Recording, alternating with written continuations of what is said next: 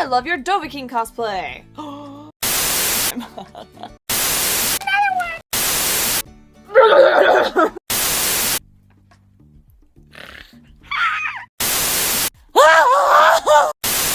Yay! Pikachu!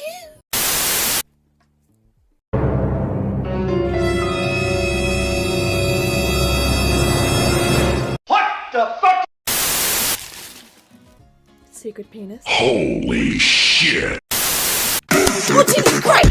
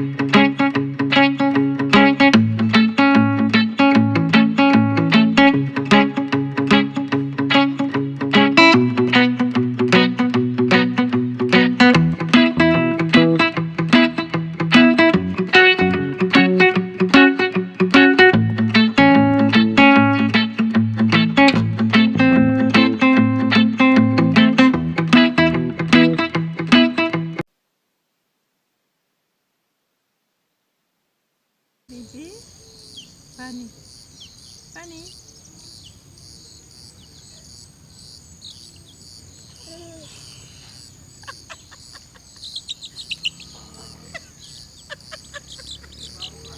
Fanny. Fanny, No, bueno, yo tengo miedo que le no va a pasar nada. Toca, Fanny, toca.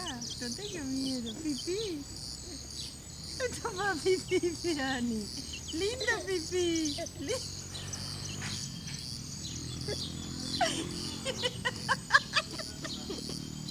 Lindo pipí, lindo.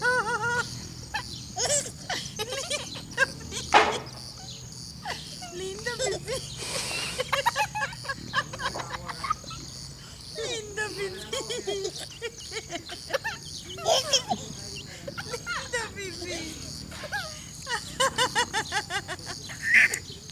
Mira pipí, Fanny. Fanny, Eso mira. no hinca con su uña. No hinca nada. Déjale que se acerque, déjale que se acerque. A ver qué pasa. Fanny, toma pipí. Fanny, Fanny, pipí, pipí, pipí. De mon frère, c'est l'histoire d'un petit garçon qui habite dans une ZUP, dans un quartier vraiment extrêmement défavorisé, dans un HLM, dans une famille qui n'a pas un grand intérêt pour la culture et qui, même au-delà, a une espèce de rejet de la culture. Conscience de classe, refus de tout ce qui est un petit peu luxueux. Donc il explique que chez lui, la seule littérature qu'on peut trouver, ce sont des catalogues Lidl. Arrivent les vacances d'hiver et Kevin se retrouve à la porte parce que le papa est parti on ne sait où et la mère ne veut pas l'avoir dans les pattes. Il fait très froid et le seul lieu chauffé et gratuit que Kevin trouve, c'est la bibliothèque municipale. Là, il va croiser la première de sa classe, qui n'avait jamais parlé, et une vieille dame qui est l'ancienne conservatrice de cette bibliothèque et qui va décider de le prendre sous son aile et de l'initier à la littérature. Parce que quand il arrive, au début, il lit un peu des BD des Schtroumpfs, et c'est pas très convaincant. Donc on peut le deviner, Kevin va tomber amoureux de la première de la classe, va tomber en amour avec la littérature et même se mettre à écrire.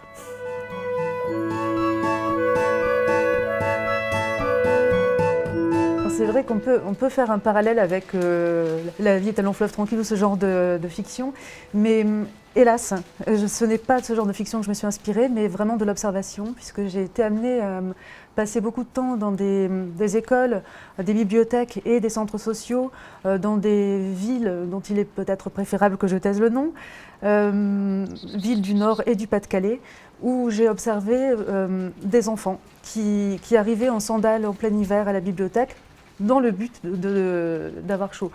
Dans la réalité, je vous avoue qu'il n'y avait pas forcément une Madame Irène qui leur mettait l'attrape-cœur entre les mains et que généralement ils préféraient quand même la salle multimédia. Mais bon, dans la fiction, on peut se permettre d'espérer que ça aille plus loin et c'est ce que j'ai fait.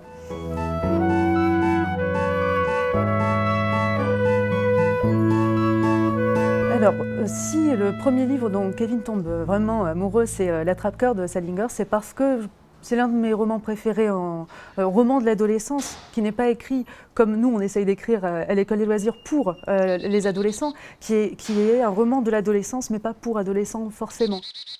Le héros, donc Holden Caulfield, est un petit gars plein d'audace et il va finir par s'identifier à lui et c'est pourquoi le roman s'appelle Holden mon frère. Il finit par vraiment ressentir une connivence avec lui et par se dire que la littérature peut-être peut lui parler. Ils ont quelques points communs, notamment un langage un petit peu, on va dire, peu littéraire à la base, avec peut-être pas de l'argot, mais des expressions orales. Et puis il y a un personnage qui était de ma part un hommage aussi à Salinger et à ce roman en particulier, qui est le personnage de la petite sœur.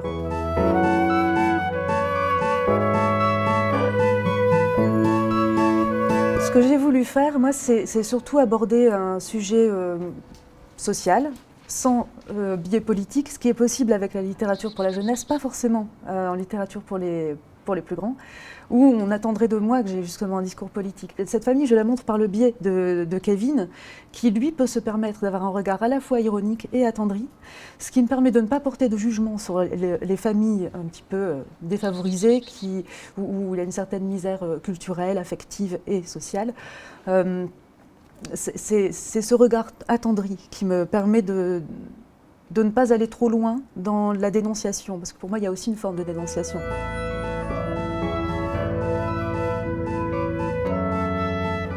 Il y a une chose qui est très importante pour moi, que j'écrive pour les adultes ou pour les ados, c'est de faire un véritable travail sur la phrase. Écrire une histoire, c'est bien, mais tout le monde peut le faire. Un travail honnête pour moi, c'est un travail de la phrase essentiellement. Je ne vais pas dire qu'il faut complètement, que j'ai envie d'occulter complètement le fond, c'est pas du tout ça.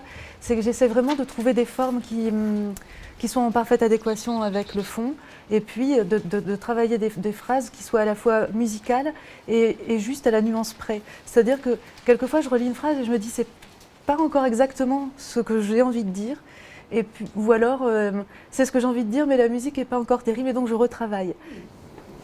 Oui, j'avoue que généralement mes descriptions de cours et d'ambiance d'école, ça peut même être dans la cour de récré, ça donne pas envie. Moi, j'ai pas spécialement détesté les études. J'ai pas eu ce problème-là. Je me suis toujours débrouillée pour être une première de la classe parce que ça faisait des problèmes en moi, en fait. J'étais un peu Laurie, mais pas vraiment, parce que Laurie, elle est très très sage. Et moi, je n'étais pas sage. Moi, je décrochais les rideaux et donc je devais copier 100 fois. Je ne décrocherai plus les rideaux pendant le cours d'histoire. Mais pour moi, l'école reste quand même quelque chose d'assez effrayant, dont je me suis surtout rendu compte au fil de mes rencontres que ça avait pu être traumatisant pour des élèves peut-être moins suivis chez eux, parce qu'il n'y a pas que l'intelligence, etc. Il y a aussi ça, le rôle des parents. Et Kevin, c'est vraiment le petit gars qui n'aura pas d'aide jamais dans sa scolarité.